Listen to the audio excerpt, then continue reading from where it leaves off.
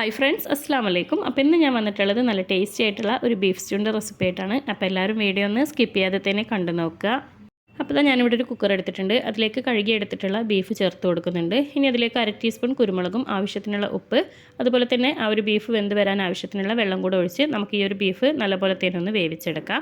ആ ഒരു സമയം കൊണ്ട് നമുക്കിതിലേക്കുള്ള മസാല റെഡിയാക്കി എടുക്കാം. അപ്പോൾ അതിനായിട്ട് ഞാനൊരു ചട്ടി എടുത്തിട്ടുണ്ട്.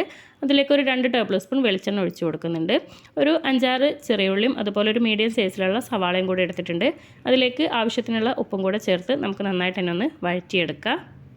ഇപ്പോൾ ചെറുതായിട്ടൊന്ന് വാടി തുടങ്ങിയിട്ടുണ്ട്. ആ ഒരു സമയത്ത് ഇതിലേക്ക് ഇഞ്ചി, വെളുത്തുള്ളി, പച്ചമുളകും കൂടെ ചതച്ചതും കൂടെ ചേർത്ത് കൊടുത്ത് നന്നായിട്ട് തന്നെ നമുക്കൊന്ന് വഴറ്റിയെടുക്കാം. ഇനിയിപ്പോൾ നമുക്കിതിലേക്ക് കുറച്ച് കറിവേപ്പിലയും കൂടി ചേർത്ത് ഒന്നും കൂടെ ഒന്ന് നല്ലപോലെ തന്നെ ഒന്ന് വഴറ്റിയെടുക്കാം. നല്ലൊരു ഗോൾഡൻ കളറാക്കി എടുത്തിട്ടുണ്ട്. ഇപ്പോൾ ഇനി നമുക്കിതിലേക്ക് പൊടികൾ ചേർത്ത് കൊടുക്കുക. 1/2 ടീസ്പൂൺ ഗരം മസാല, 1/2 ടീസ്പൂൺ കുരുമുളക് പൊടി, ഇത്രയും പൊടികൾ മാത്രമാണ് നമ്മളിതിലേക്ക് ചേർത്ത് കൊടുക്കുന്നത്. ഇനി ആ ഒരു പൊടികളുടെ ഒരു പച്ചമണം മാറുന്ന വരെ നമുക്ക് ഒന്നും കൂടെ ഒന്ന് വഴറ്റിയെടുക്കാം. ഇനിയിപ്പോൾ ഇതിലേക്ക് നമുക്ക് വേവിച്ചെടുത്തിട്ടുള്ള നമ്മുടെ ബീഫ് ചേർത്ത് കൊടുക്കുക. അതിലുള്ള ആ ഒരു വെള്ളത്തോടക്കനെയാണ് ഞാനിതിലേക്ക് ചേർത്ത് കൊടുത്തിട്ടുള്ളത്. ഇനി നമുക്ക് ആ ഒരു ഉള്ളിയും ആ ഒരു ബീഫും കൂടെ നല്ലപോലെ തന്നെ ഒന്ന് മിക്സ് ചെയ്തെടുക്കുക.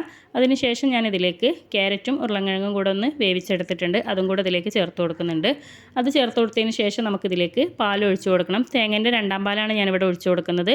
അത് ഒഴിച്ചു കൊടുത്തതിന് ശേഷം നമുക്ക് ഇതെല്ലാം കൂടെ നന്നായിട്ട് തന്നെ ഒന്ന് തിളപ്പിച്ചെടുക്കാം.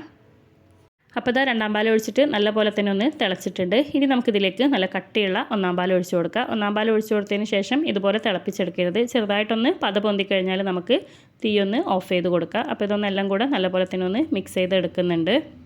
ഇപ്പോൾ ചെറുതായിട്ട് ഇങ്ങനെ തിള തന്ന് തുടങ്ങിയിട്ടുണ്ട്. ആ ഒരു സമയത്ത് നമ്മൾ ഫ്ലെയിം ഓഫാക്കി കൊടുത്തിട്ടുണ്ട്. ഇനി അവസാനമായിട്ട് നമുക്കിതിലേക്ക് കുറച്ച് മല്ലിയിലയും കൂടി ചേർത്ത് കൊടുക്കുക.